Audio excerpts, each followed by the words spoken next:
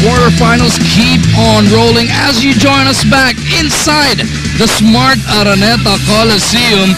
Ito nga pong mga malahiganting mga import ay magkakatapatan na naman para sa tropa at sa Petroniverse. Henry Sims going toe-to-toe once again 48 hours after kontra dito kay Jerome Jordan. Pero syempre, pag tropa at Petroniverse ang ating pinagkwentuhan, hindi mo pwedeng hindi pagbalingan ng papansin etong si Mighty Mouse Jimmy Alapag and si Alex Cabagnot. Welcome once again to our live coverage. Mag-umarjan po kasama natin si Dominic Uy. Ayan nga po, Kabagi and the Almighty. Magbabakbakan na naman from beyond. Mag-umarjan, Dominic Uy. Makakasama natin mamaya-maya si Jessica Mendoza. Dominic, etong Petron, just 48 hours ago, finally, after a long while, nakaisa na rin dito sa tropang Texters.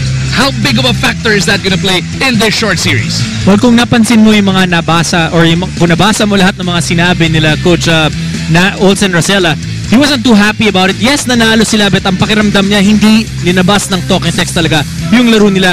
Some people are saying na sinukat. Yes, maybe. Doesn't matter. Finally, they won in today's game. Ito na ang simula kasi wala nang taguan ng baraha na tinatawag. Kaya nga magtatapatan na ang mga alas dito, yung mga bunutan na, yung mga mabibigat na baraha. Una natin pagtuunan ng pansin, yung bakbakan dyan sa backcourt.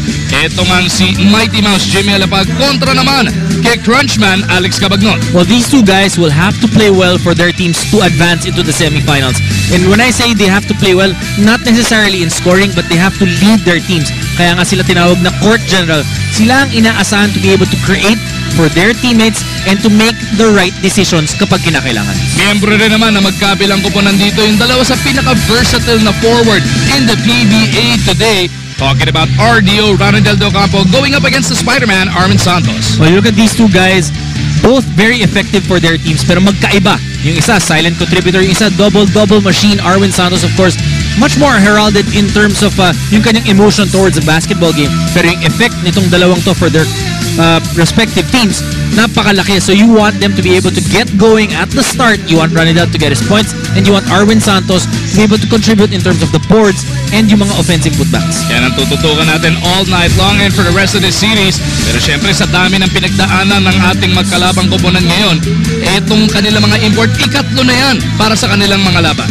Well, these two imports, relatively young in the league in terms of the number of games, but you know that they're very effective. Kaya naman sila dinala dito. When you look at itong si Jordan, very young, maybe needs a little bit more of experience, but also the same para dito kay Sims. Ganun din sila. Magkaiba ang ganilang ginagawa. Sims more of a face-up player. Ito namang si Jordan more of a